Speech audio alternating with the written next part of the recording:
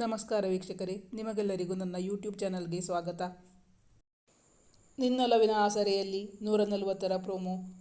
ಅಂದು ರಾತ್ರಿ ವೇದಾಂತ್ ಸನ್ನಿಧಿಯನ್ನು ತನ್ನೊಂದಿಗೆ ಹೋಟೆಲ್ನ ರೂಮ್ಗೆ ಕರೆದೊಯ್ದಿದ್ದ. ಎಷ್ಟೋ ದಿನಗಳ ಬಳಿಕ ಪತ್ನಿಯೊಂದಿಗೆ ಏಕಾಂತದಲ್ಲಿದ್ದಾಗ ಸಾನು, ನಾನು ಈ ರೂಮ್ನಲ್ಲಿ ನಿನ್ನ ಹತ್ರ ಮಲ್ಕೊಂಡ್ರೆ ನಿಂಗೆ ಭಯ ಆಗುತ್ತಾ ಎಂದು ಕೇಳಿದಾಗ ಅವಳ ಮುಖ ಕೆಂಪೇರಿತ್ತು.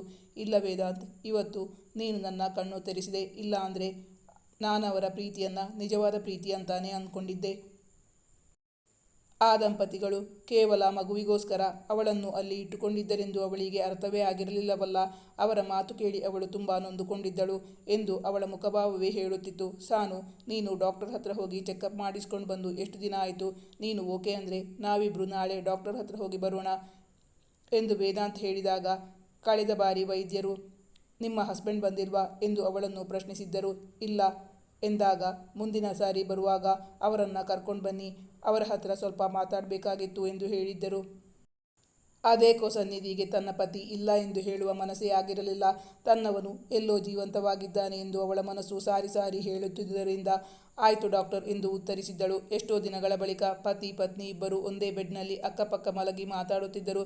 ಸನ್ನಿಧಿ ವೇದಾಂತ್ನ ಬಳಿ ಸರಿದು, ವೇದಾಂತ್, ನನಗೆ ಎಷ್ಟು ಕಷ್ಟ ಆದರೂ ಪರವಾಗಿಲ್ಲ, ನನಗೆ ಈ ಮಗು ಬೇಕೇ ಬೇಕು ಎಂದು ಅವನ ಬಳಿ ಹೇಳಿಕೊಳ್ಳುತ್ತಿದ್ದಳು. ಅದಕ್ಕೆ ಏನೆಂದು ಪ್ರತಿಕ್ರಿಯಿಸಬೇಕೆಂದು ಅವನಿಗೆ ಗೊತ್ತಾಗಲಿಲ್ಲ. ಅವನ ದೃಷ್ಟಿ ಅವಳ ಕತ್ತಿನ ಮೇಲಿತ್ತು.